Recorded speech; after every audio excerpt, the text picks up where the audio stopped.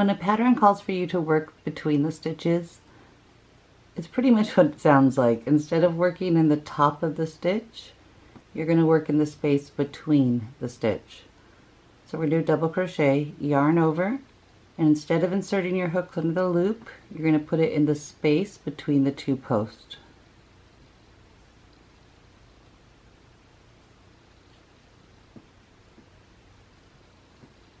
Okay, do that one more time, yarn over, insert your hook into the space between these two posts,